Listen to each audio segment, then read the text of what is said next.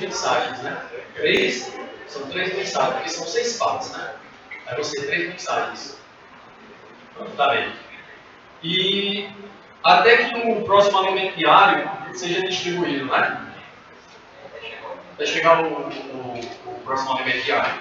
Amanhã, se o Senhor permitir, vindo aos poucos, o irmão vai compartilhar a última mensagem desse último volume, né? Que é a nossa identidade ministerial, não é isso? Louvado seja o nome do Senhor. Irmãos, eu dei uma olhada, né? Porque eu recebi ontem esse livro. Estava de uma pessoa, aí eu pude receber nas reuniões passadas. Mas esse livro aqui, graças ao Senhor, o irmão Ezra Mar, ele assim, foi muito iluminado pelo Senhor quanto a compilar esse livro, né? E ele escreveu aqui sobre essa questão do fim. Que, irmãos, nos últimos dias, né, a gente tem visto ali no YouTube, nas redes sociais, uma gama de mensagens, grandes quantidades de mensagens sobre esse assunto. Na verdade, irmãos, a gente está vivendo esse tempo, né? O tempo do fim, ou seja, o fim. A gente está vivendo esse tempo. E qual é o objetivo, então, do Senhor nos fazer conhecer o que vai ser no fim? Qual é o objetivo? Qual é o objetivo do Senhor nos fazer conhecer o que vai acontecer no fim? Será que é apenas para satisfazer nossa curiosidade? Será que é para apenas nos dar mais uma quantidade de informações? Não, irmãos. Não. O objetivo do Senhor, ao falar sobre o fim, é mostrar para nós, principalmente nós, os que cremos no Evangelho, os crentes em Cristo, que não vale a pena investirmos nesse mundo.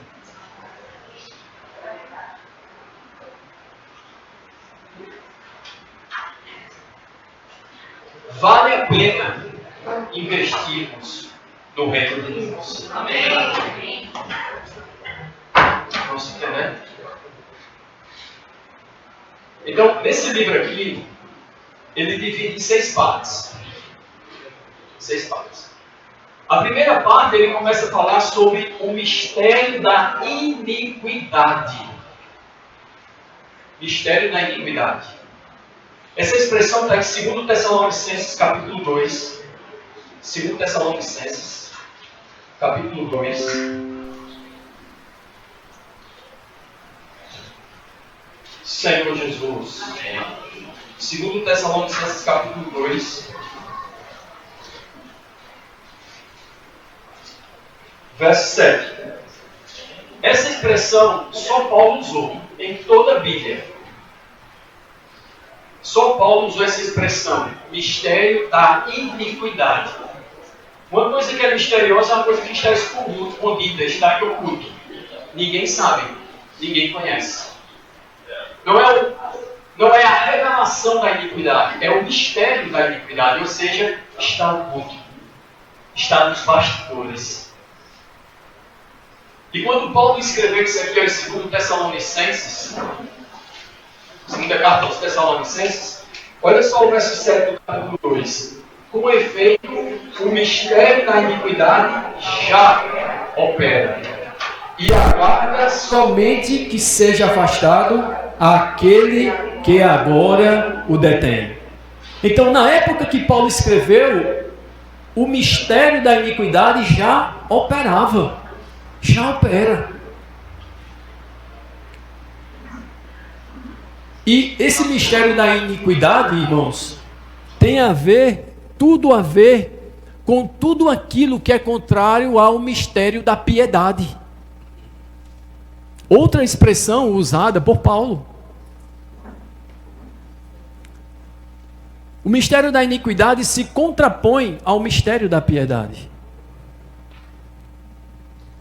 E o irmão fala, né, que esse mistério da iniquidade, ele desenvolve a iniquidade de uma maneira muito forte. Vem se desenvolvendo a iniquidade de maneira não de maneira que adicional, mas multiplicativa. E quem falou isso foi o Senhor Jesus em Mateus 24:14. 24:12, vamos lá? Mateus 24:12. Senhor Jesus. E por se multiplicar, e não é por aumentar, é e por se multiplicar, a iniquidade, o amor se esfriará de quase todos. E a palavra amor aqui é ágape, que é o amor que a Bíblia relaciona com o amor de Deus. E só quem tem o amor de Deus são os cristãos. Então aqui, o Senhor está dizendo que por se multiplicar a iniquidade, muitos cristãos vão esfriar no seu amor com respeito ao Senhor. E o irmão começa esse livro falando isso. Ele não começa falando do anticristo. Ele não começa falando da besta de 7 cabeças e 10 chifres. Ele não começa falando do dragão de 7 cabeças e 10 chifres. Ele não começa falando de nenhuma coisa, nenhum sinal, senão de um alerta para nós cristãos que estamos nesses últimos dias vivos. A iniquidade está se multiplicando. Seu amor está como em relação ao Senhor? Quase todos é quase 100%.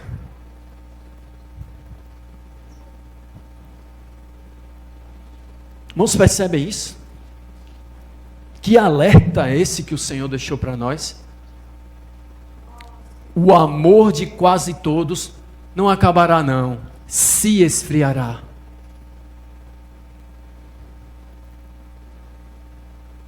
E ele fala, né, que a iniquidade ela é comparada ao quê? A um vírus e a uma bactéria. Que em uma situação de frio ela fica em latência, né? Em uma situação de calor, alta temperatura, ela morre. Mas em uma situação de mornidão, ela se prolifera. Mornidão espiritual. Apatia espiritual. É o cenário ótimo para o mistério da iniquidade operar em mim e você. Indiferença para com a palavra de Deus. Indiferença para com os encargos do Senhor nesses últimos dias. Indiferença para o reunir. Indiferença para pregar o Evangelho. Acima de tudo, indiferença para a comunhão com o Senhor.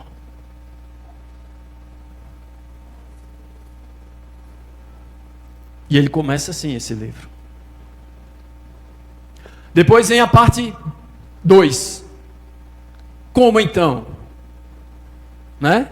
Sermos imunizados à palavra de Deus. Amém. Louvado seja o nome do Senhor. Amém. O Senhor Jesus em João capítulo 17, verso 17 diz: santifica-os na verdade, a tua palavra é a verdade. Louvado seja o nome do Senhor. Amém. Mas você sabe o que o espírito da iniquidade vem fazendo nesses últimos dias? Colocar em descrédito a palavra de Deus. De maneira que eu e você, que nós que cremos no Evangelho, muitas vezes não estamos mais valorizando a palavra como ela realmente deveria ser valorizada. Porque ela é a verdade. Louvado seja o nome do Senhor. Deus é a verdade absoluta. Cristo é a verdade revelada. A Bíblia é a palavra escrita. E o Espírito é a verdade em nós. Todo o conjunto da verdade foi dado a nós, irmãos. E por que escolhemos o engano?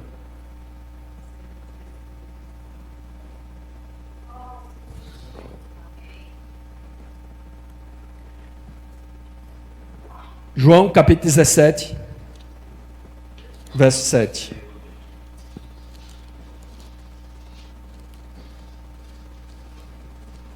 É uma escolha, irmãos.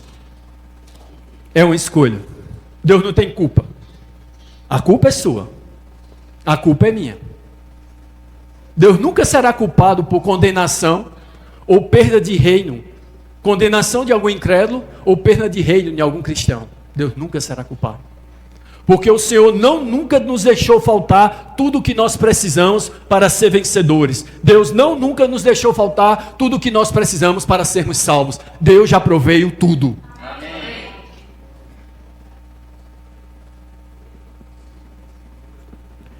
João 17:17. Santifica-os na verdade. A tua palavra é a verdade. A tua palavra não é uma verdade. Ela é a verdade. As filosofias humanas não são a verdade. Pode ser uma verdade para aqueles que creem, mas não é a verdade. As metodologias não são a verdade. É uma verdade para aqueles que acreditam, mas a palavra de Deus é a verdade. E ela é a única que nos santifica. Louvado seja o nome do Senhor. Temos que amar a palavra de Deus. Temos que valorizar a palavra de Deus. Temos que entrar na palavra e deixar que ela entre em nós. E ele fala isso. Temos que ser bereanos.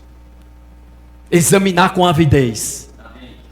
Sempre que ouvir alguma mensagem, sempre que meditar na palavra, não leia a palavra como qualquer outro livro. Nunca foi, nunca será a Bíblia igual a qualquer outro livro. A Bíblia, ela é santa. Amém. Louvado seja o nome do Senhor. Amém. Ela é diferente de todos os outros livros que existem, já existiram sobre essa terra. Ela é a palavra inspirada pelo Espírito Santo. Amém. Ela é a palavra de Deus. Amém. Passará céus e terra, mas essas palavras não vão de passar. Você crê nisso, irmão? Amém. Nós cremos nisso, irmão. Amém. Como está a nossa reação com a palavra? Perdemos tempo diante dos National Geographic, diante dos History Channel, diante das filosofias, 2 canais, né? Da Sky, que fala de filosofias, que questionam a palavra de Deus. É um perigo, irmãos. Quando nós deveríamos estar nos alimentando da palavra de Deus.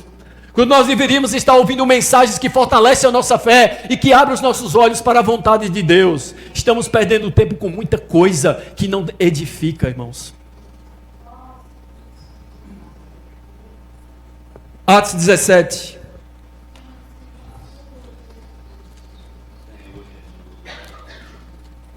Senhor, tem misericórdia de nós. Senhor Jesus. Nos salva, Senhor. Nos faz reagir, Senhor. Não nos deixa na mesmice de reunir. Bom, nós não podemos continuar na mesmice de reunir. Reunir não é uma religiosidade. Reunir é salvação para nós. Estamos reunidos aqui para sermos mais santificados pela palavra de Deus. Louvado seja o nome do Senhor. Agora você tem que abrir seu coração. Eu tenho que abrir meu coração. Eu tenho que deixar a palavra entrar em mim, a palavra entrar em você, para o Senhor nos santificar. Senão a gente vai sair daqui pior do que quando chegamos, porque perdemos o tempo que deveríamos ter dado lá fora. Quem dera fosse frio, mas porque nem és quente nem frio, és morno, estou a ponto de vomitar-te da minha boca, para que você venha na reunião. Irmãos, isso é algo muito sério. Você já ouviu falar no sinal verde, amarelo e vermelho? Quando chega o amarelo é atenção, é porque vem o vermelho. Estamos no amarelo. Não há mais tempo de falarmos palavra para alisar a nossa vida da alma, não, irmãos. O Senhor quer nos fazer vencedores. Amém. O Senhor quer nos acordar. Amém. Desperta tu que dormes. Olha o grito do Espírito por meio de Paulo. Desperta tu que dormes. Levanta-te diante dos mortos e Cristo te iluminará. Portanto, vede prudentemente como andais, não como nécios, e sim como sábios, remindo o tempo, porque os dias são maus. Atos 17, a partir do verso 10. E logo durante a noite os irmãos enviaram Paulo e Silas para Bereia. Ali chegados, dirigiram-se à sinagoga dos judeus. 11. Ora, estes de Bereia eram mais nobres que os de Tessalônica, pois receberam a palavra com toda a avidez examinando as Escrituras todos os dias, para ver se as coisas eram de fato assim. É assim que nós devemos reagir, é assim que nós devemos nos comportar com respeito à palavra de Deus. Você tem que dizer para o seu coração e para a sua mente todos os dias: a palavra de Deus é a verdade. E se eu não ouço a palavra de Deus, se eu não medito na palavra de Deus, eu estou meditando em tudo que é vaidade. Por mais que seja importante para a minha vida e para a sua vida, se eu não tiver tempo para a palavra de Deus, tudo é vaidade.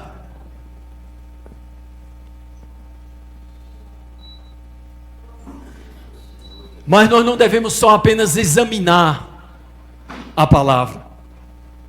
Nós precisamos deixar que ela penetre em nós. Hebreus capítulo 4, verso 12. É assim que essa palavra nos santifica.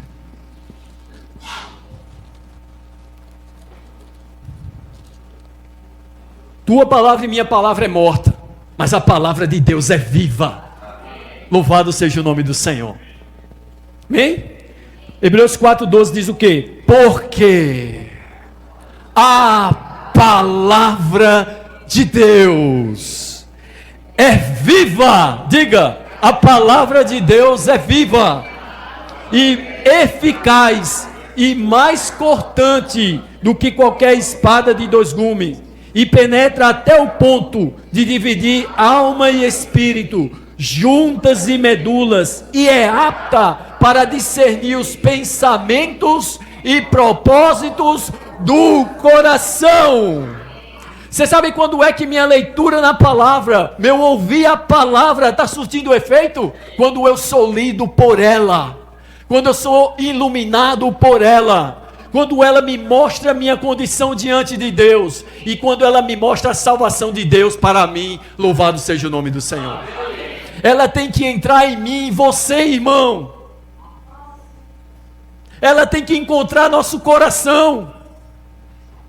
Ela tem que encontrar nosso coração, porque quando ela encontrar nosso coração, ela tornar-se apta para discernir nossos pensamentos e propósitos, irmão. Quanto dos seus propósitos estão distantes do caminho de Deus? E o quanto dos seus pensamentos estão distantes dos pensamentos de Deus para a sua vida? A palavra faz isso, louvado seja o nome do Senhor. Oh, Senhor Jesus! Aí sabe qual é o resultado de recebermos a palavra dessa forma? 1 Tessalonicenses capítulo 2.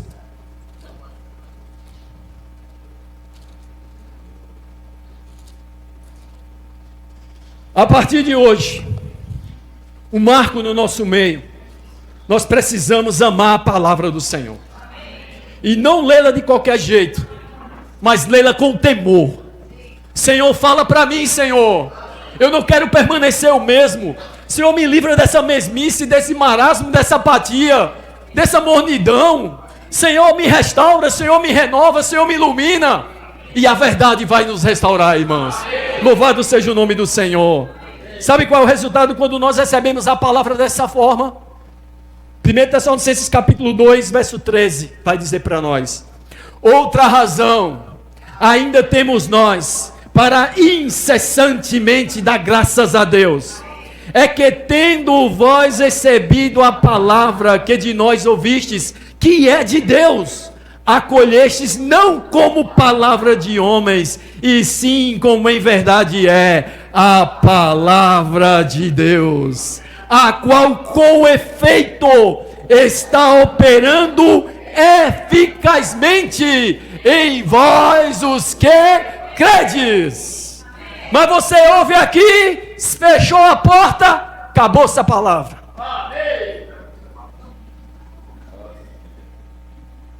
Só serve para reunião a palavra. É de pouca duração. É assim, irmãos. Nós temos que acolher a palavra. Irmãos, nós estamos no último dia. O Senhor é tão misericordioso que parece que a gente não dá atenção ao que o Senhor fala. Então Ele permite que a gente veja algo. Mas mesmo assim parece que a gente também não acorda.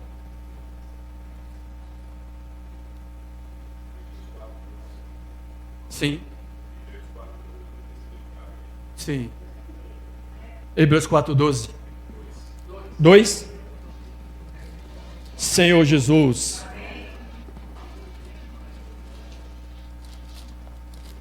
Vamos pedir para ler Hebreus 4:2. Sim. Porque também a nós foram anunciadas as boas novas, como se deu com eles. Mas a palavra que ouviram não lhes aproveitou, visto não ter sido acompanhada pela fé naqueles que a ouviram. Muito bom sonho. Está vendo, irmãos? Está vendo aí? Hebreus capítulo 2, verso 1. Eu falei tudo isso, então agora tem uma razão. Por essa razão, importa que nos apeguemos com mais firmeza às verdades ouvidas, para que delas jamais nos desviemos. Jamais nos desviemos. Essa é a parte 2 desse livro. A imunização pela palavra de Deus. Quando chega na parte 3, ele vai falar da consciência. Você sabia que você tem uma consciência? Você sabia que o homem, um ser humano criado à imagem e semelhança de Deus, tem consciência? Não é a mente, é consciência. Deixa eu te dizer, a psicologia não sabe. A biologia não sabe. Mas a palavra de Deus revela. Amém. Louvado seja o nome do Senhor. É a única palavra que é capaz de revelar ao homem espírito, alma e corpo. É a palavra de Deus. Amém. Por quê? Porque ela é a palavra do Criador. Amém. Louvado seja o nome do Senhor. E a Bíblia diz que nós seres humanos temos um espírito humano que é a importância de nós diante de Deus. É o nosso espírito humano. Não é a alma que a psicologia se esmera para querer entender. Não é o corpo que a biologia, né? E que outras ciências procuram estudar para curar. Não. É o espírito humano que Deus fez no homem para o homem ter consciência de Deus. Ter comunhão com Deus. E nós não valorizamos. Nós valorizamos o que Deus não dá valor. Tanto. Porque Deus dá valor à minha alma. Eu sou minha alma. Eu tenho um corpo.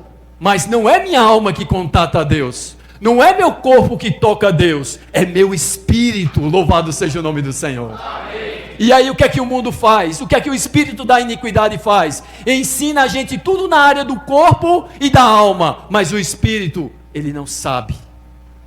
E o resultado? O homem continua o mesmo. Avança a tecnologia. Avança tudo ao redor do homem. E o homem continua o mesmo. Sem Deus, desobediente a Deus, sem Cristo, sem esperança e no mundo, esperando a morte chegar, porque não tem outra esperança. Tem outra esperança? Tem outra esperança? Ou a criogenia vai dar certo? Que soberba do coração do homem, irmãos. E que, desculpa a palavra, que burrice. A ressurreição é poder de Deus. Homem não inventa a ressurreição. Não existe homem que invente a ressurreição. Satanás não sabe nem o que é a ressurreição. Foi por meio da ressurreição que Deus, em Cristo, venceu Satanás como homem. Ressurreição não é invenção do homem. Ressurreição é o poder de Deus. Amém. Louvado seja o nome do Senhor. Amém. Os homens estão sendo enganados que se ficarem num container em altas temperaturas, ou melhor, baixas temperaturas de nitrogênio, vai conservar o corpo. E quando chegar aquele dia, o homem vai poder levar um choque, vai acordar. E, irmãos, tudo é mentira. Você não conhece a verdade olhando as informações do mundo. Nós conhecemos a verdade olhando a palavra de Deus. Amém. Louvado seja o nome do Senhor. Amém. Mas nós parecemos acreditar mais no que diz as coisas do mundo, no que diz a palavra de Deus. Sabe por quê? Olha teu viver e meu viver. E aí a consciência, 1 Timóteo, bem rápido. 1 Timóteo capítulo 2. Capítulo 1, irmãos. 1 Timóteo capítulo 1. Senhor, tem misericórdia de nós.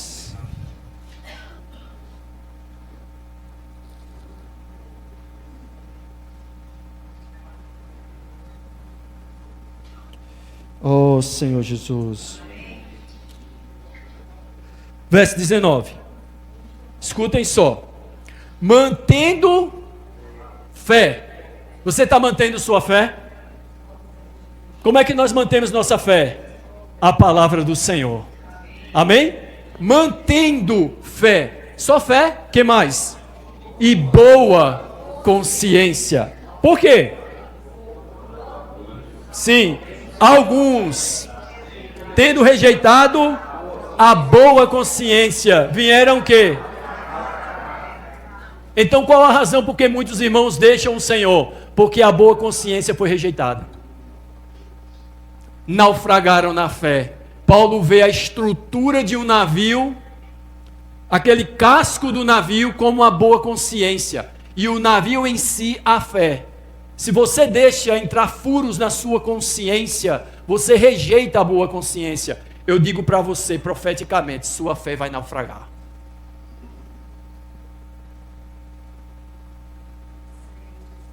Terceira parte, consciência. Nós precisamos de uma consciência pura diante do Senhor. Amém? Nós precisamos guardar nossa consciência. O espírito humano tem 3 funções: consciência, comunhão e intuição. A comunhão é com Deus. Louvado seja o nome do Senhor. Deus é espírito. E importa que os que o adorem em espírito e em verdade. Nós adoramos a Deus no espírito e pela palavra. Louvado seja o nome do Senhor. Amém? Mas aí, irmãos, ele disse no capítulo 4, ele começa então a mensagem, o tempo do fim, a parte 1. No capítulo 5 é o tempo do fim, a parte 2. E louvado seja o nome do Senhor pela 6ª parte. É a vinda do Senhor. Amém. É a vinda do Senhor. Amém. O Senhor está voltando, irmãos. Amém. Essa é a nossa esperança. Amém. O Senhor e a sua vinda. Amém. Onde nossas dores vão terminar. Será? Para alguns sim. Para outros não. Onde veremos o Senhor como Ele é, face a face com o meu amado, aquele que pagou um alto preço por nós. A gente nem existia, e Ele olhou para mim e para você, e Ele escolheu morrer por mim e por você. Ele deu sua vida por mim e por você. Ele pagou esse alto preço para nos ver valorizar aquilo que Ele ganhou para nós.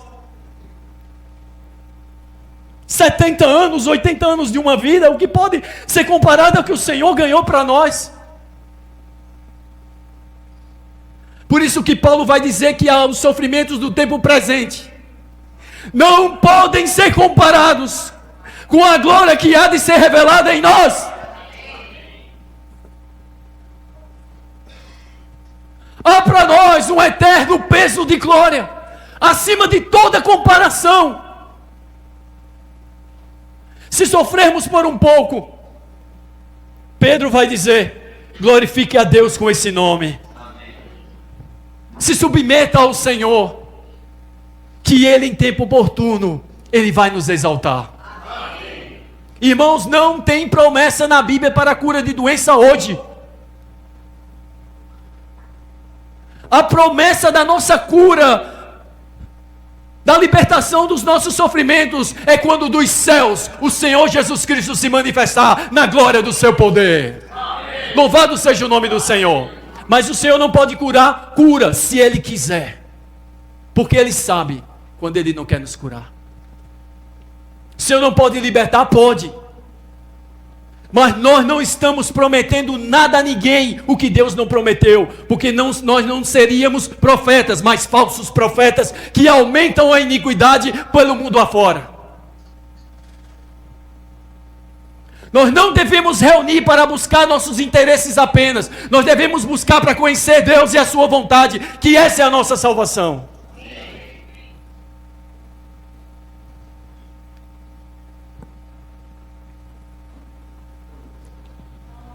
Então, irmãos, quando chega a parte 6, vai falar da vinda do Senhor. Louvado seja o nome do Senhor. Você crê na vinda do Senhor? Amém. Você crê na vinda do Senhor? Amém. Você tem vindo para a reunião do Partido do Pão? Amém. Qual sua frequência na reunião do Partido do Pão? Você sabe como é que os discípulos criam tanto na vinda do Senhor? É que eles partiam o pão todo dia, de casa em casa, porque eles acreditavam que o Senhor vinha logo. Aí sabe o que aconteceu com o passar dos tempos? Foi intercalando. Domingo, hoje por aí é a cada 15 dias, por aí é um mês. Cadê a realidade do Partido do Pão? De lembrarmos através de símbolo, não da morte, mas daquele que morreu por cada um de nós. Porque sua morte nós anunciamos até que ele venha. Amém. Louvado seja o nome do Senhor. Amanhã a reunião do Partido do Pão no nosso meio. Irmãos, eu vou falar uma coisa para os irmãos. Nós não somos melhores que os outros irmãos, mas eu digo a você, peça ao Senhor para o Senhor abrir os olhos do seu coração. Peça ao Senhor para o Senhor mostrar para você a verdade. E eu digo, você vai ficar reunido conosco. Amém. O Senhor tem procurado nos guardar nessa esfera de vida, de verdade, de espírito, de Cristo governando nossa vida. Você só encontra no nosso meio. Não, nós não somos melhores. Deus tem especial misericórdia de nós. Não é bom reunir? Muito melhor ainda no nosso meio. Me perdoe, irmãos. Me perdoe se estou sendo prepotente. Mas Deus conhece meu coração. Não, eu não estou. Tem muitos irmãos por aí que amam o Senhor. Tem muitas reuniões por aí que são reuniões que os irmãos estão reunindo para edificação. Mas, irmãos, eu sou sincero em dizer aos irmãos, hoje, nesses últimos dias, o Senhor tem nos guardado na esfera do Espírito e da vida, e da verdade, e da restauração, até que Ele volte. Amém. Louvado seja o nome do Senhor. Amém. E o tempo do fim. Então, irmãos, hoje... Será que vai dar tempo? Então, hoje o irmão compartilha, né, a quarta mensagem sobre o tempo do fim. Sobre o fim, né? O tempo do fim, essa expressão, você vai só encontrar na Bíblia em Daniel. 5 vezes no livro de Daniel você vai encontrar a expressão tempo do fim. Mas, irmãos, o que é então que estuda esse tempo do fim? A escatologia. A palavra escatologia, ela é formada da palavra escatos mais logo, logias, né? Logia, que quer dizer o quê? Estudo ou conhecimento das coisas do fim. E como é que se estuda as coisas do fim? Estudando as profecias. Por que profecia? Profecia é uma palavra que você fala, anuncia com respeito às coisas vindouras, que ainda não estão presentes, mas que virá. Isso é profecia. E a escatologia é uma área da teologia que estuda as profecias. Na Bíblia, irmãos, todas as profecias praticamente já se cumpriram. Porque Cristo é o marco do cumprimento de todas as profecias. Na sua primeira vinda, Ele cumpriu todas as profecias que diziam respeito à sua pessoa e à sua obra. E nós podemos ver isso em Lucas capítulo 24. Bem rápido. Senhor Jesus, Lucas capítulo 24. Amado Senhor, nós te amamos. Abre tua palavra para nós. Teu Espírito nos ensine, Senhor. Senhor Jesus. Lucas 24, verso 44. Cada andar de Jesus, cada obra que Jesus realizou, cada palavra que Jesus proferiu, foi para que se cumprisse tudo o que nas Escrituras estava com respeito a Ele. Olha só, Lucas 24, 44. A seguir, Jesus lhes disse, quem? Aos discípulos: são estas as palavras que eu vos falei, estando ainda convosco. Importava se cumprisse tudo o que de mim está escrito na lei de Moisés, nos profetas e nos salmos. Verso 45. Então lhes abriu o entendimento para compreenderem as Escrituras. Senhor, abre nosso entendimento. Não pense que seu conhecimento, sua sabedoria, sua filosofia faz você entender alguma coisa da palavra de Deus. Não, porque é um livro fechado. Mas se o Senhor abrir nossa mente, se o Senhor abrir nosso entendimento, nós vamos conhecer a palavra do Senhor. Amém? Louvado seja o nome do Senhor. Então, irmãos, a escatologia, ela estuda isso. Ela estuda as coisas do tempo do fim. Quando Jesus veio, Paulo vai dizer em Gálatas que veio a plenitude dos tempos. Deus enviou seu filho, nascido de mulher, nascido sob a lei. Plenitude dos tempos. Mas quando Jesus morreu e ressuscitou, que ele ascendeu, a partir dali começou os últimos dias. E nós estamos vivendo praticamente o quê? O término desses últimos dias. Não estão entendendo? E esse término desses últimos dias tem outras profecias para se cumprirem, não as primeiras profecias as quais se cumpriram na vida e obra do Senhor Jesus, mas as profecias que irão se cumprir na segunda vinda do Senhor Jesus. Louvado seja o nome do Senhor. E aí o irmão ele diz quais são os livros, porque eu creio, irmãos, muitos livros outros falam de escatologia. Mas o esqueleto que os mestres cristãos têm como livros de escatologia, livros proféticos, é Daniel, no Antigo Testamento, capítulo 2, capítulo 7, capítulo 8, capítulo 9, capítulo 11. No Novo Testamento, tem Mateus capítulo 24 e 25, Lucas 19 e 21, Marcos 13. Mais na frente, temos as duas cartas de Paulo aos Tessalonicenses. 1 Tessalonicenses capítulo 4 e 5. E 2 Tessalonicenses capítulo 2. E por fim, o livro de Apocalipse.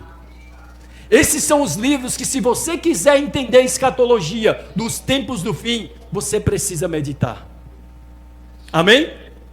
E nessa quarta mensagem, o irmão dá apenas uma visão geral. Uma visão geral. E essa visão geral, irmãos, ele começa pelo livro de Daniel. O que diz?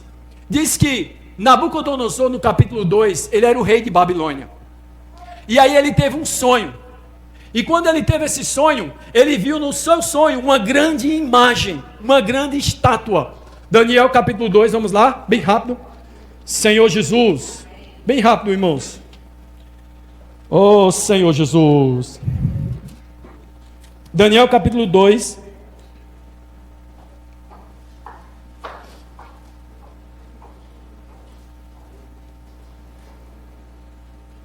verso 31.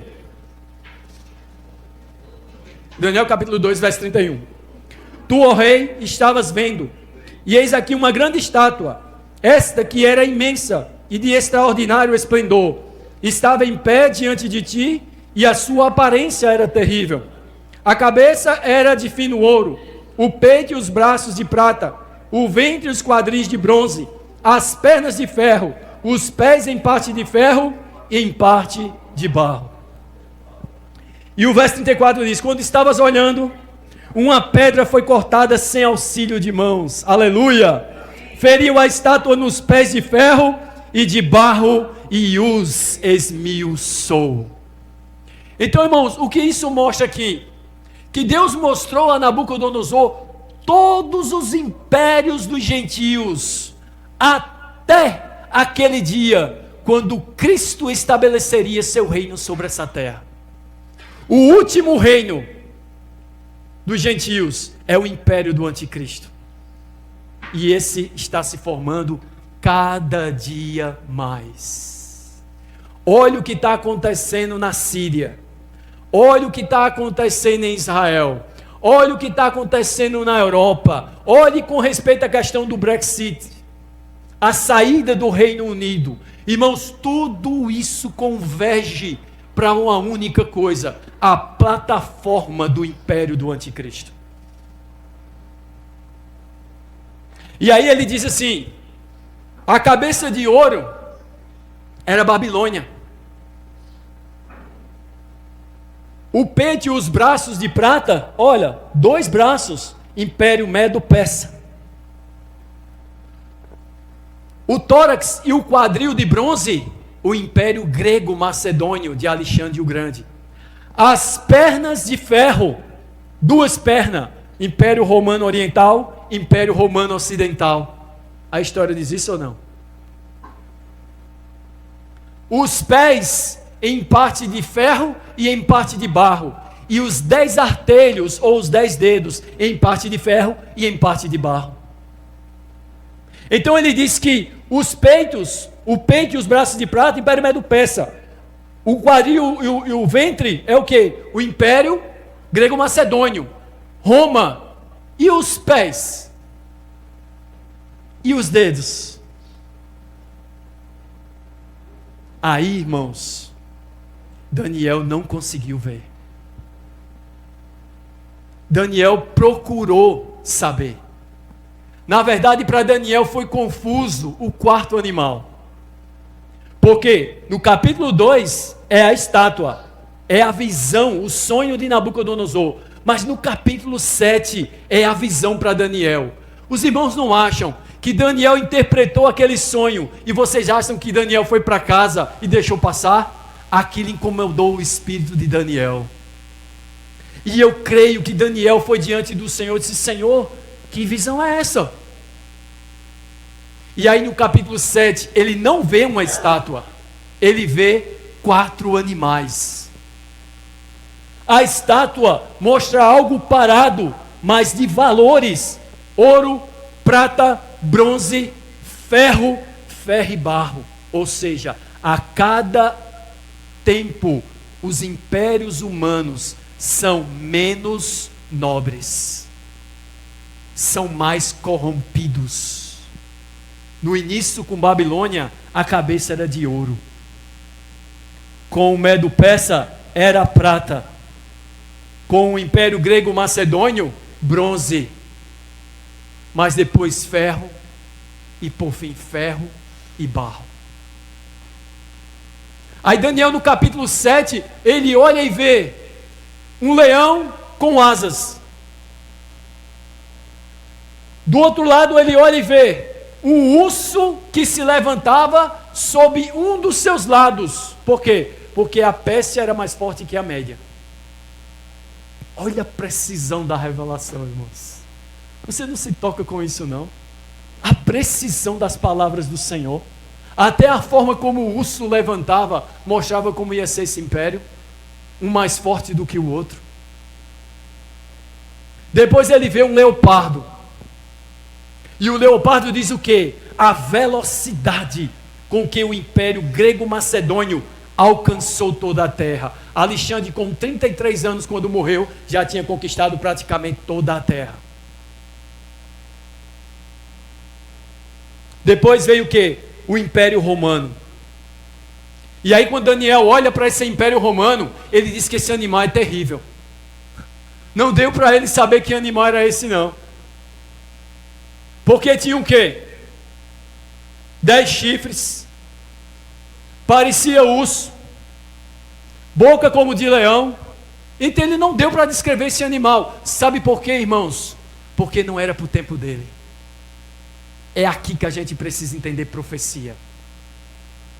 A profecia Deus dá a cada um de conformidade com a vontade dele para a revelação do propósito dele naquela época. O máximo que Daniel permaneceu foi até o Império Medo-Persa. Isso é o capítulo 7. Quando chega no capítulo 8, ele não vê mais 4 animais, ele só vê 2. 4, agora ele vê 2. E ele não vê mais leão, não vê urso, não vê leopardo e nem vê esse animal terrível. Ele vê um bode, ele vê um carneiro e um bode. E diz o quê? Que o carneiro tinha 2 chifres. E o bode tinha um chifre notável. Esse carneiro representa o Império Medo-Persa. E esse bode representa o Império Grego-Macedônio e o chifre notável, Alexandre o Grande. Percebam, irmãos, que Daniel no capítulo 7, ele pergunta ao Senhor, o que é o 4º animal? E o que é esse chifre pequeno? Porque diz que esse quarto animal, ele tem uma cabeça e 10 chifres. E desses 10 chifres, o chifre pequeno aparece. E quando esse chifre pequeno aparece, cai 3 dos 10. E Daniel faz, o que isso quer dizer, Senhor?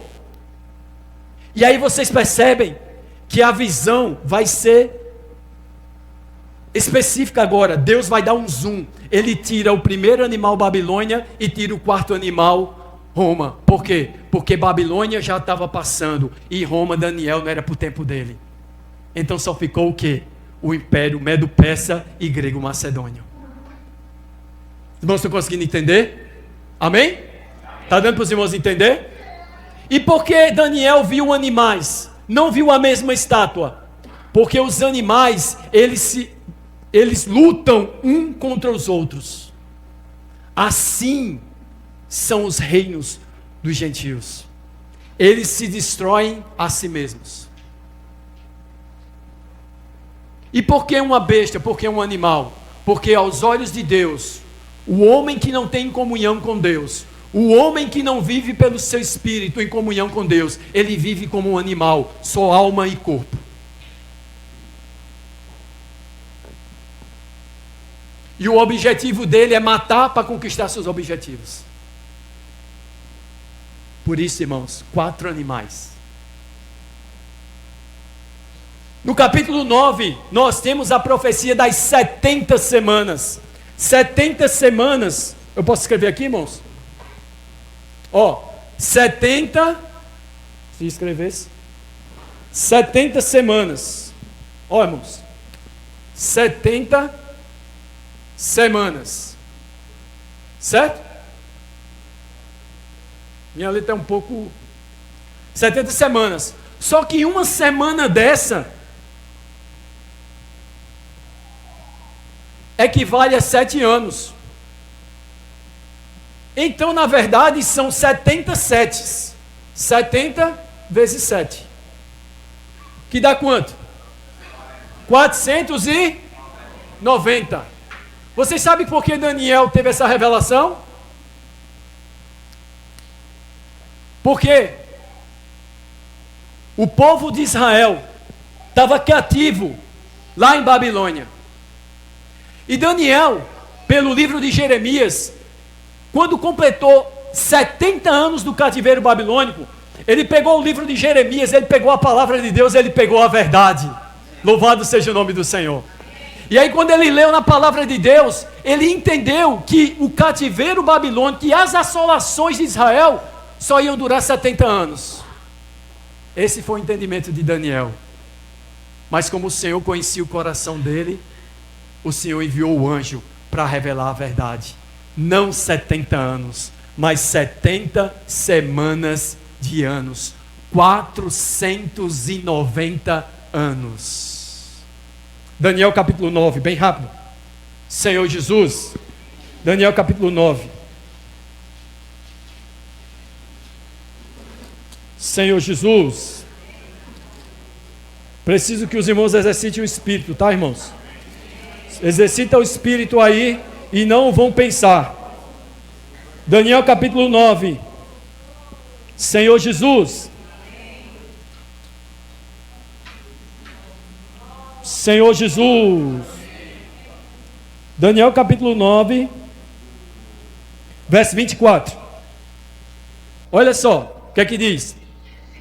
70 semanas estão determinadas sobre o teu povo e sobre a tua santa cidade, para fazer cessar a transgressão, para dar fim aos pecados, para expiar a iniquidade, para trazer a justiça eterna, para selar a visão e a profecia, e para ungir o santo dos santos.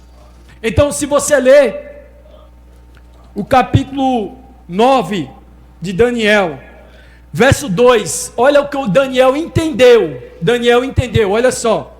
No primeiro ano do reinado, né? Eu, Daniel, entendi pelos livros que o número de anos de que a palavra do Senhor falar o Senhor ao profeta Jeremias, que haviam de durar as assolações de Jerusalém, era? Você viu como ele entendeu? Sabe o que isso quer dizer?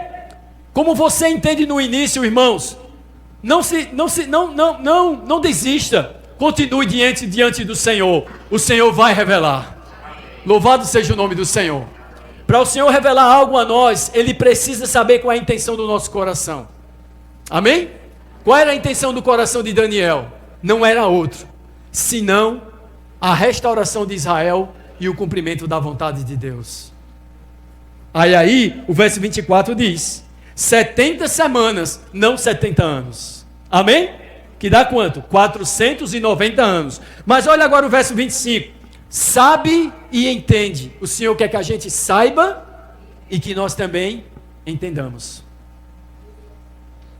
O Senhor quer que a gente saiba, irmão. A gente precisa saber, mas também entender. E ele diz o quê? Vamos ler? Desde a saída da ordem.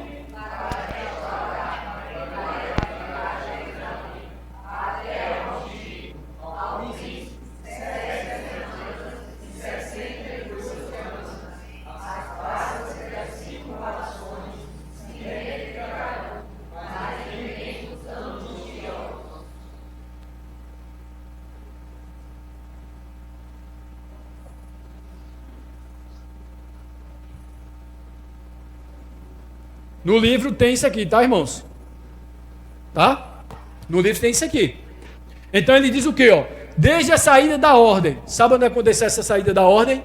Com Ciro, no período do Império Medo-Persa. Para restaurar e para edificar Jerusalém, 7 semanas. Quanto é que dá 7 semanas? 7 vezes 7, 49 anos. Não é assim? Sim ou não? Não é assim, irmãos? Tá dando para os irmãos verem, não, né? Aí aqui, da restauração até a morte do ungido. Quem é a morte do ungido? Quem é o ungido? Quem é o Messias? Jesus Cristo. Louvado seja o nome do Senhor. 62 semanas. Quanto é que dá 62 semanas? 434 anos. Sim ou não? Qual dá a somatória aqui? 483 anos. Em semanas, 69 semanas. Eu pergunto para os irmãos, a profecia era com respeito a quantas semanas? 70. Quantos anos? 490. Olhemos aqui, quantos anos faltam? Quantas semanas faltam? O que é que aconteceu? Quando Cristo morreu. Escutem isso. Quando Cristo morreu, Deus parou o relógio de Israel. Para a contagem. E o que vai entrar agora? A plenitude dos gentios. Na plenitude dos gentios, Deus vai fazer nascer um povo sobre essa terra. A igreja. Louvado seja o nome do Senhor. Parou. Falta uma semana. Faltam 7 anos. E agora? E como saber que esse relógio vai voltar a contar? Nas mãos de Deus, quando eu não vejo. Então a gente vai para Daniel mais adiante. Falta quanto? Uma semana, né? Agora vamos lá. Verso 26.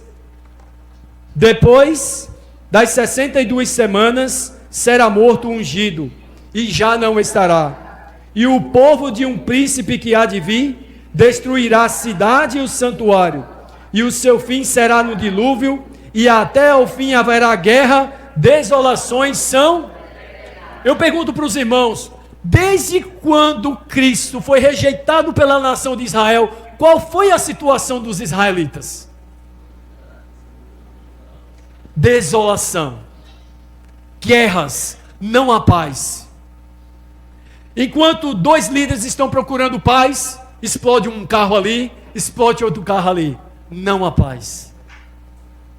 Vocês estão vendo? Por quê? Porque rejeitaram o Senhor. E eu falei para os irmãos, Lucas 21, Lucas 19, o Senhor, antes de ser crucificado, Ele ia andando em direção a Jerusalém e ele olhava para Jerusalém e dizia: Jerusalém, Jerusalém, que matas e apedrejas os que te são enviados. Quantas vezes eu quis juntar vocês debaixo de minhas asas, como uma galinha junta seus pintinhos, e vós não quisestes. Irmãos, a vontade de Deus é soberana. A vontade de Deus ninguém pode. Mas Deus respeita a minha escolha e a sua. Vós, não foi Deus que não quis, vós não quisestes. Aí o resultado, o Senhor diz assim: eis aí virão dias terríveis.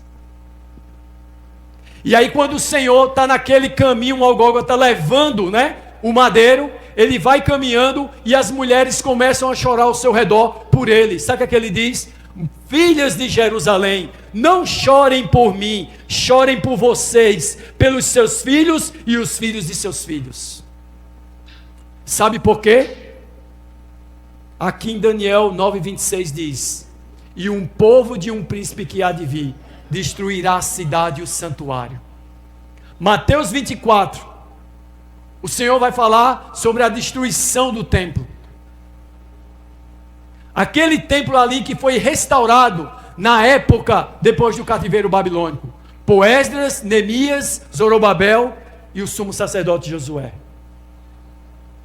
Agora, aquele templo ali, irmãos, não era algo mais para Deus, era algo religioso, era algo de aparência, não tinha realidade de Deus. E eles usaram a própria lei para crucificar o Senhor da glória. Vocês sabiam disso?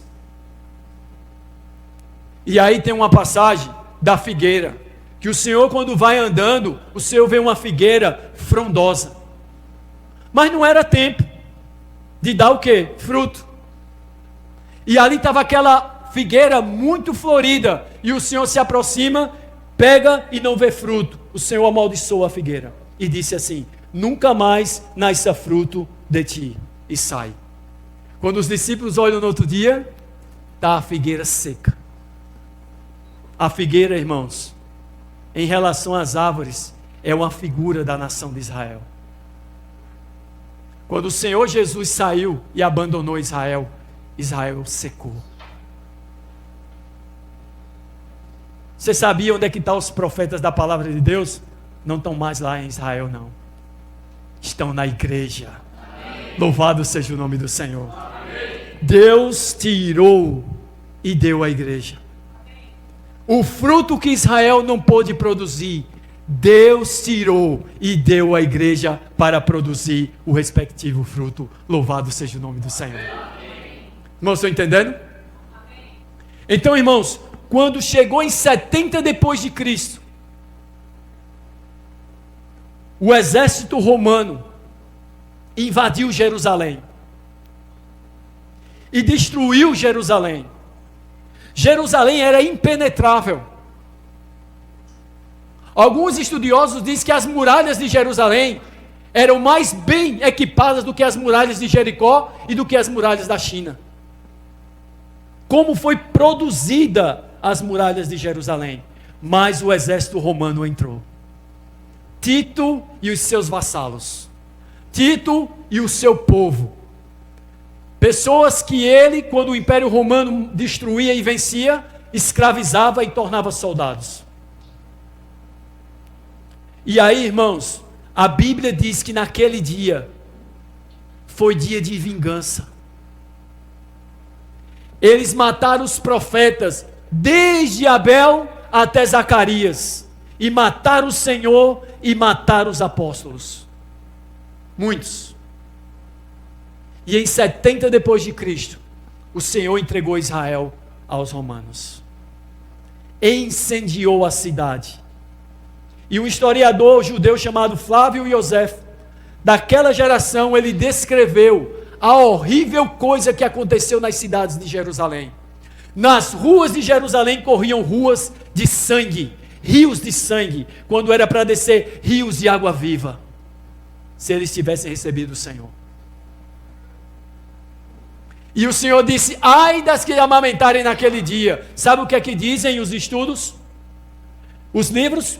Que os romanos e aqueles povos que estavam com ele abriam as mulheres, pegavam gato, jogavam dentro e fechavam. Foi horrível, irmãos.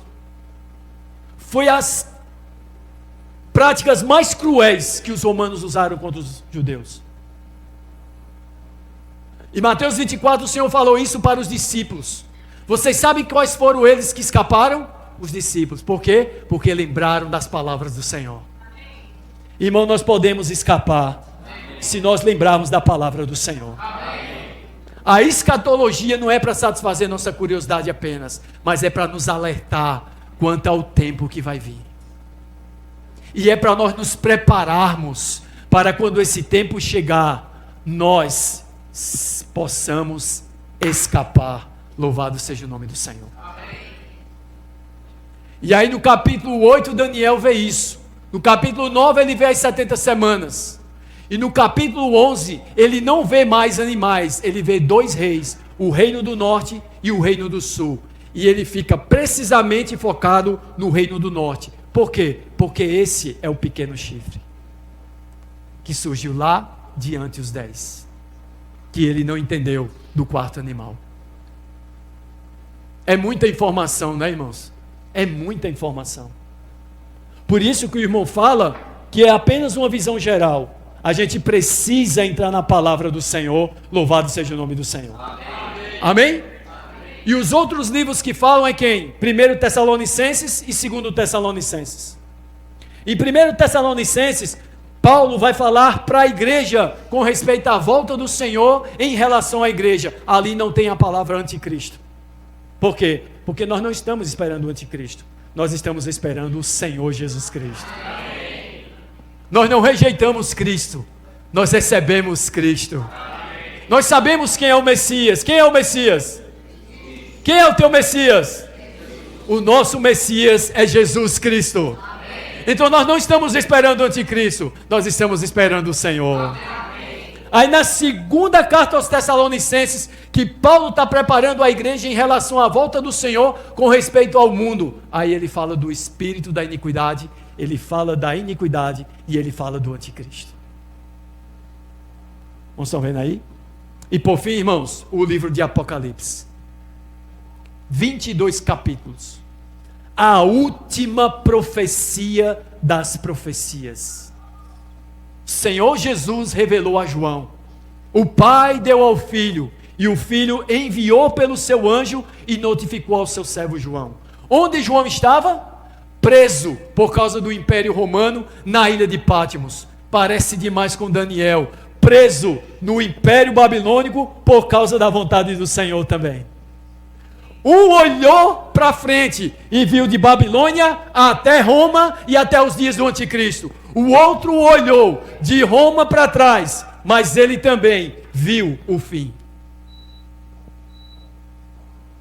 E aí no livro de Apocalipse é dividido em duas seções. Do capítulo 1 ao capítulo 11 é uma visão geral. Do capítulo 12 ao capítulo 22 é uma visão específica, é um zoom. Você entra numa casa. Quando você olha, você tem uma visão geral. Mas à medida que você se aproxima de algum objeto, você tem uma visão específica. Irmãos, percebe? Assim é o livro de Apocalipse. Apocalipse tem primeiro o quê? 7 igrejas. É um livro profético. Que são 7 igrejas? A história da igreja. São profecias com respeito à história da igreja. E sabe o que diz a profecia da história da igreja? Que o último estádio da igreja não agrada a Deus. É mornidão, é apostasia, é iniquidade. Irmãos, que o Senhor tenha misericórdia de nós. Depois ele vê o quê? 7 selos. Irmãos, percebe? E ele vê esses 7 selos em um livro. E esse livro, no capítulo 4 e 5, irmãos, isso é rico demais. Isso é rico demais. Atos capítulo 1. Atos capítulo 1. Quando o Senhor vai ser assunto aos céus, ele vai até o Monte das Oliveiras. E quando ele chega lá no Monte das Oliveiras, ele começa a falar para os discípulos e começa a subir. E à medida que o Senhor vai subindo, ele vai desaparecendo da visão dos discípulos. E aí uma nuvem o encobre. Vocês estão entendendo? E aí aparecem dois varões de lado dos discípulos e dizem assim: varões galileus, por que estáis olhando para esse Jesus que vocês estão vendo subir? Esse mesmo Jesus que foi assunto ao céu, virá da mesma forma que vocês viram subir. Louvado seja o nome do Senhor. E aí, irmãos, vai falar de quê? Vai falar da vinda do Senhor, mas a vinda do Senhor em dois estágios. Qual é o primeiro estágio? Os discípulos vendo ele subir até as nuvens, mas as nuvens o encobrem. E aquilo dali, irmãos, ficou no coração de João. João deve ter dito: o que aconteceu depois das nuvens? O que aconteceu com o meu Senhor depois das nuvens? E aí por isso capítulo 4 e 5 de Apocalipse, João é levado de volta no tempo, e ele vê aquele cenário depois das nuvens. O que é que ele vê? Que há um homem sentado no trono, há alguém sentado no trono e com um livro nas mãos. Não é assim? Existe o quê? Miríades e miríades de anjos, seres viventes. Irmãos, essa é a visão do terceiro céu. Eu e você nunca seríamos capazes de conhecer se o Senhor não revelasse. Louvado seja o nome do Senhor. E ele está entronizado no trono, o Senhor, com um livro nas mãos, mas esse livro está fechado. E João, quando olha para esse livro fechado, um ancião olha para ele e diz: quem é capaz de abrir o livro e de desatar seus selos? São 7 selos. E diz assim: e não foi achado ninguém digno, nem de abrir, nem de olhar para ele, nem no céu, nem na terra, nem debaixo da terra. Aí qual é o resultado? O que é que João fez? E eu chorava muito. Por que João chorava muito? Porque ninguém tinha sido achado digno de abrir o livro e desatar os seus selos. Aí o ancião disse: não chores, João, você está depois da nuvem. Olha quem vem subindo aí depois da nuvem. João, quando olha, João vê agora depois da nuvem aquele Senhor chegando diante do trono de Deus. Oh Senhor Jesus. E o anjo diz assim: não chore, eis que o leão da tribo de Judá, a raiz de Davi, venceu! Venceu! Ele está chegando! João, você voltou do tempo. Você está vendo o leão subindo dessas nuvens. Ele está chegando. E João, quando olha para ele, vê um cordeiro como acabara de morrer. Irmãos, vocês percebem isso? E aí o Senhor toma o livro e abre os seus selos. 7 selos. Esqueleto do livro de Apocalipse. O 7º selo, 7 trombetas. Na 7ª trombeta, 7 taças da ira de Deus. Você sabe o que está acontecendo, irmãos? Hoje, o cálice da ira de Deus está perto de transbordar. Os homens não respeitam mais Deus. Não há mais pudor. Não há mais moralidade. Não há mais respeito. O cálice da ira de Deus vai transbordar. E a Bíblia diz que quando Deus se ira, quem pode detê-lo? Quando o homem ira, Deus pode detê-lo. Quando Satanás se ira, Deus pode detê-lo. Quando os anjos se iram, Deus pode detê-lo. Mas e quando Deus se ira? Ninguém pode detê-lo. E a Bíblia diz que a ira não vai ser só a ira de Deus, também é a ira do Cordeiro. Irmãos, percebe? E nesse cenário, irmãos, nesse cenário, o Senhor vai vir para buscar os seus. Sabe por quê? Sabe o que as pessoas do mundo querem? Que Deus saia do cenário, não é? Sabe o que as pessoas do mundo querem? Que a igreja deixe de falar a verdade, não é? Sabe o que as pessoas do mundo querem? Que a Bíblia não seja mais lida, não é? Deus vai entregar isso. Deus vai entregar o mundo a Satanás e seus anjos caídos. E o homem vai sofrer a sua escolha por não ter escolhido a Deus. Irmãos, quantas vezes você não vai ler nas trombetas os acontecimentos sobrenaturais e os homens, no lugar de se arrependerem do que estava acontecendo a eles, diz assim o texto: e não se arrependeram de suas obras más, mas blasfemaram a Deus, aquele que tem autoridade sobre essas coisas. Irmão, nesses últimos dias, o coração do homem vai ser cada vez mais duro para Deus. Cuidado para que o nosso coração também não se endureça. E aí o capítulo 24, 25, quando é no 25, o Senhor ele vai nos preparar para a volta do fim. Que ele vai falar a parábola das 10 virgens e a parábola dos talentos. Não é verdade?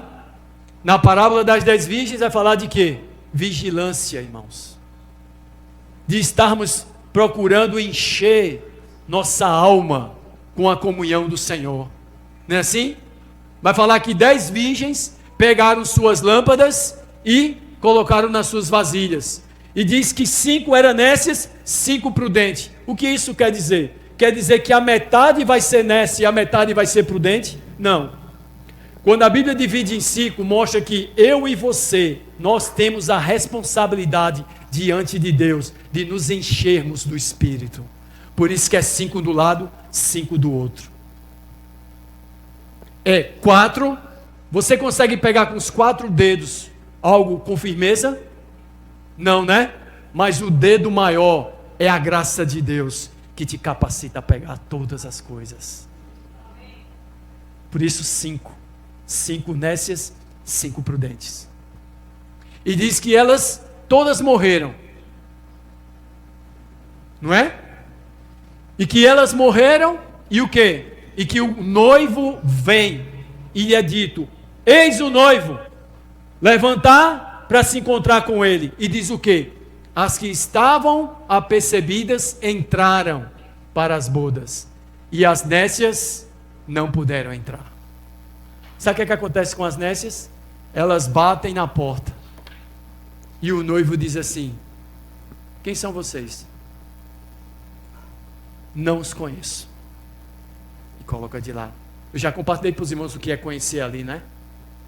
Aquela palavra ali no grego é como um homem conhece uma mulher no casamento. É intimidade com Deus, irmão. Intimidade com o Senhor. Nós não somos fazedores de obras. O Senhor nos chamou para conhecê-lo. Louvado seja o nome do Senhor. Mas em paralelo a isso vem a parábola dos talentos. E o que diz aquela parábola dos talentos? Qual é o foco da parábola dos talentos? A parábola das 10 virgens é o amor, a pureza e a vigilância. A parábola dos talentos é fidelidade àquilo que o Senhor te entregou. Louvado seja o nome do Senhor. Amém? Amém? Então, irmãos, nessa visão geral, a partir das mensagens seguintes, o irmão vai começar a entrar nos detalhes. Ele vai entrar nos detalhes do anticristo. Ele vai entrar nos detalhes da besta. Ele vai entrar da besta do mar, da besta da terra, em vários detalhes. Mas esse livro aqui, o irmão diz que o objetivo não é esse. Sabe qual é o objetivo? Eu vou ler aqui para terminar. Esta obra levará o leitor a refletir sobre a proximidade dos dias que antecedem a volta do Senhor Jesus.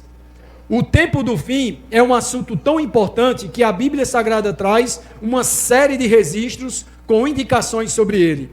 Todas as visões, profecias e revelações das Escrituras estão se cumprindo com uma precisão extraordinária. Olha mesmo. E diz assim: Isso, por um lado, nos deixa alegres. Por outro, acende sinais de alerta a respeito do que, como estamos conduzindo nossa vida no dia a dia. Como está a nossa vida no dia a dia, irmãos? E aí ele vai dizer aqui, ó, em 1 Timóteo 4:1, nesta passagem, o apóstolo Paulo afirma de maneira solene: nos últimos tempos, alguns apostatarão da fé. E aqui ele diz, ó, Pedro também escreveu, nos últimos dias virão escarnecedores com os seus escárnios, andando segundo as próprias paixões. Porque isso acontece? Judas escreveu algo semelhante em sua epístola. No último tempo haverá escarnecedores, andando segundo as suas ímpias paixões. São esses os que promovem divisões sensuais, que não usam o Espírito, que não dependem do Espírito. Aí no final ele diz, Paulo nos ensina que antes da volta do Senhor é necessário que venha a apostasia. E os irmãos sabem o que é apostasia, né? Desvio dos crentes da fé. Aí ele diz, que é a apostasia? Como ela ocorre? Como lidar com essa situação? Esse é o retrato do mundo nos tempos finais. Qual o antídoto, a vacina para isso? Na leitura desse livro e da palavra de Deus, nós iremos encontrar. Louvado seja o nome do Senhor.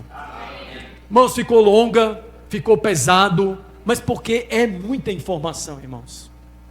Mas é preciso a gente exercitar o Espírito. Então, o que é preciso ficar para nós na nossa mente? Não é apenas a escatologia, mas é o hoje. Como nós estamos, como está sendo o nosso viver. E será que nós estamos deixando o Senhor trabalhar em cada um de nós? Estamos deixando o Senhor trabalhar em nós aquilo que Ele começou? Que o Senhor, irmãos, possa encontrar em nossos corações uma boa terra. Louvado seja o nome do Senhor. Amém? Jesus é o nosso Senhor. Não vai haver compartilhar, né, irmão? Amém.